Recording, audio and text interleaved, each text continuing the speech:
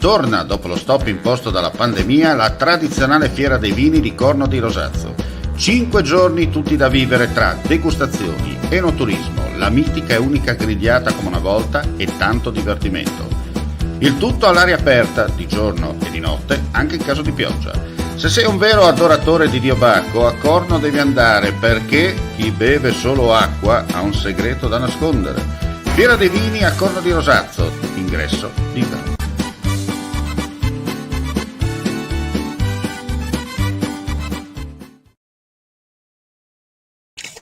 Cordiale saluto gentili amici e amiche alla visione all'ascolto, ben ritrovati per quanto riguarda l'informazione su friulitv.net, gli aggiornamenti di cronaca per questa edizione flash. Un anziano residente in provincia di Udine è stato arrestato e migliaia di file pedopornografici sequestrati. È il bilancio dell'operazione condotta dalla Polizia Postale di Trieste e Udine sotto la direzione della Procura del capoluogo giuliano con il coordinamento del Centro Nazionale di Contrasto alla Pedopornografia Online di Roma. Gli agenti sono riusciti a risalire al profilo di un utente che, approfittando dell'anonimato, inviava e riceveva numerose immagini e video ritraenti minori impegnati in attività sessuali. Adesso andiamo a Monfalcone per un'operazione antidroga. A seguito di alcuni servizi di monitoraggio del territorio in borghese, il comando della polizia locale intercettava in un parco un consumatore di sostanze stupefacenti e nello specifico risultava in corso il consumo di marijuana.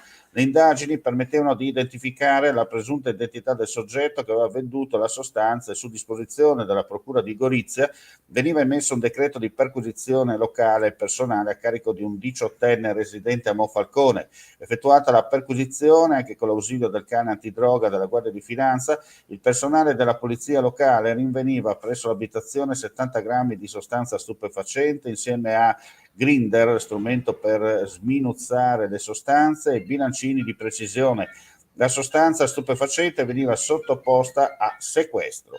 E adesso andiamo a vedere per concludere, insomma, una notizia riguardante il mondo del giornalismo, ma in questo caso in friulano.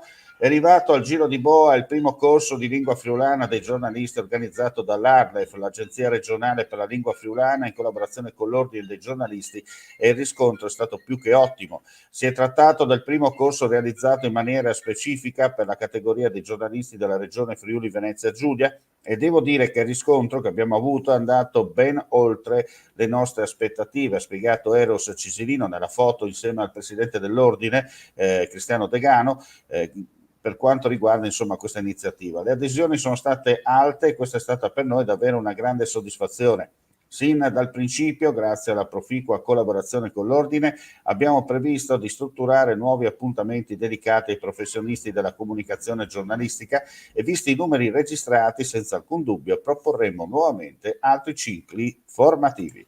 E con questa notizia chiudiamo qui questa edizione flash. Vi ringraziamo come sempre per la visione all'ascolto. Ulteriori news sul nostro sito friulitv.net. Non resta che augurare a tutti voi un buon proseguimento di giornata.